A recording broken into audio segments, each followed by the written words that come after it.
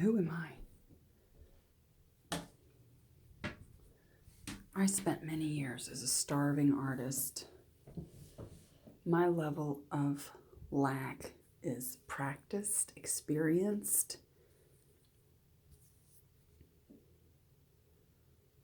well practiced,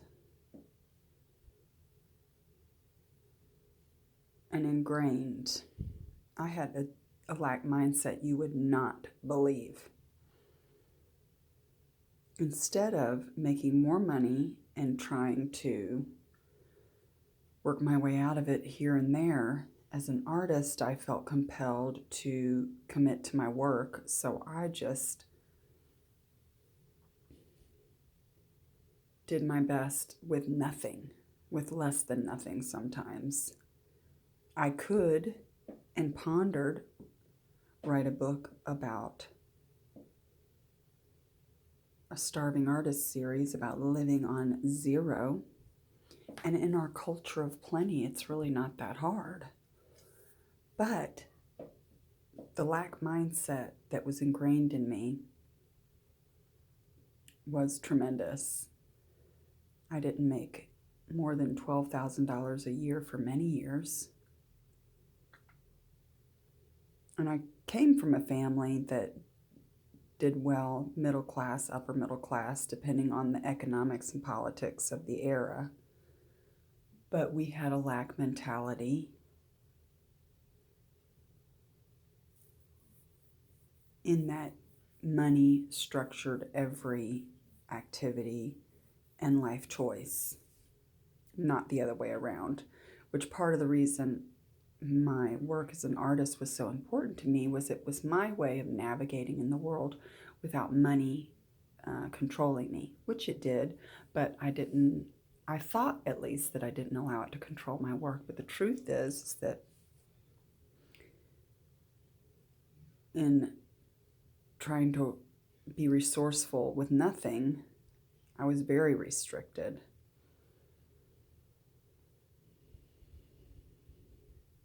And when you focus on lack, when it is all you can see, when you can only think about what you have in the bank account or in your wallet, when looking out into the world or talking to someone, and it impacts every conversation you have, every thought that you think is lack oriented, inevitably the lack turns around to define who you are. So while many people see lack as a financial situation, something where it's about your bank account or your wallet. And perhaps people get the idea that they think in terms of lack, so it's a lack mindset, but it's also connected to the money. People don't realize, and what I didn't realize was that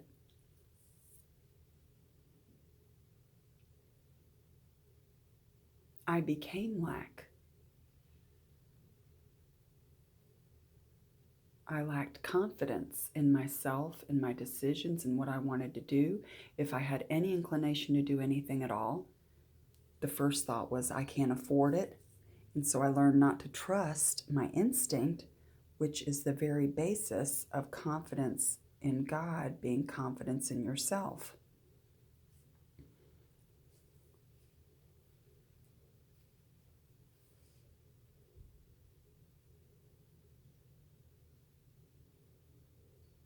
And I would defensively resist the idea that other people were better than me because they had more money. And yet that was all I thought about, was how other people had more money than me. And why do they think they're better than me? Because they have more money than me. My mind was so totally focused on money and ignoring it.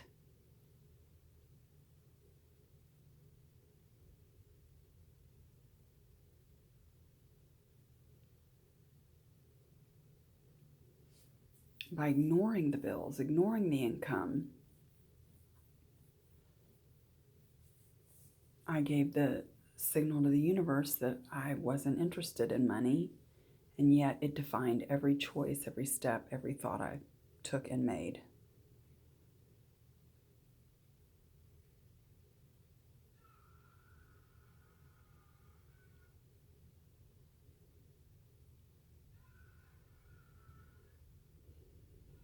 Where your heart is your where your treasure is where your heart is also.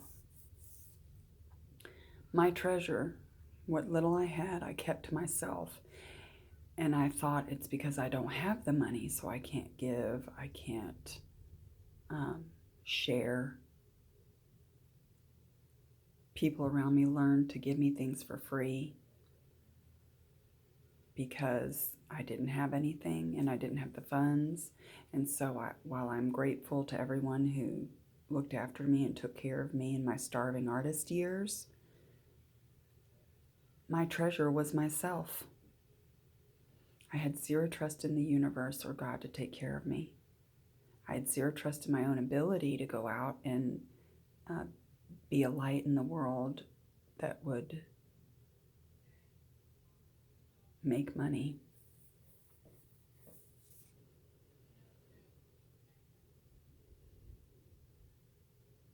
If your treasure is in lack, if that is where you have put your treasure in a bowl labeled lack, then respectfully, I suggest that your heart may also be within yourself. Because when you connect to the rest of the world and realize that you are the conduit for money, and we're all a network connected to each other, money becomes much more fluid. And it goes out and it comes in and it goes out and it comes in like the waves of the ocean or the breath in the lungs. And we don't hold on to our breath when we let it out, because then we can't breathe in. It is a natural ebb and flow. If we direct where our money is going, then we very much find our treasure, our heart,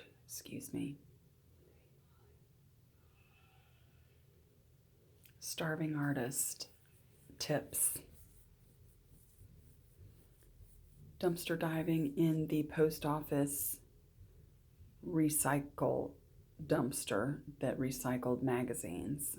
I thought I had it made when I found brand new magazines in the huge recycle dumpster full of magazines. There was a bin for magazines, a bin for newspapers, and a bin for plastic bags.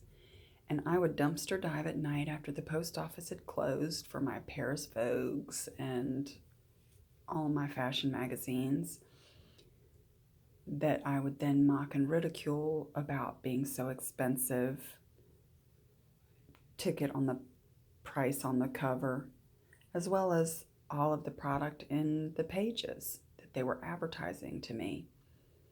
Mock and covet and detest and abhor all the money and wealth pictured on the pages in between. Yet I had my butt out, legs flailing, upside down in a dumpster, throwing fashion magazines out. As my 4-year-old used to call them, passion magazines.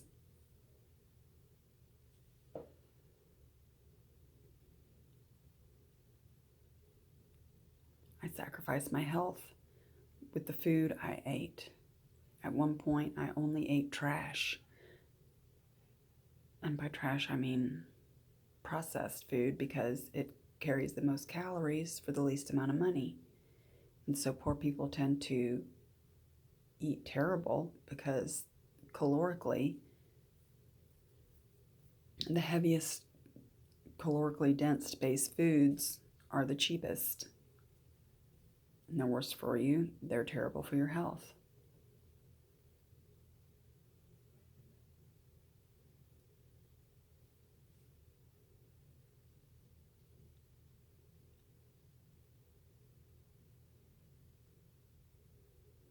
I also was somewhat saved by my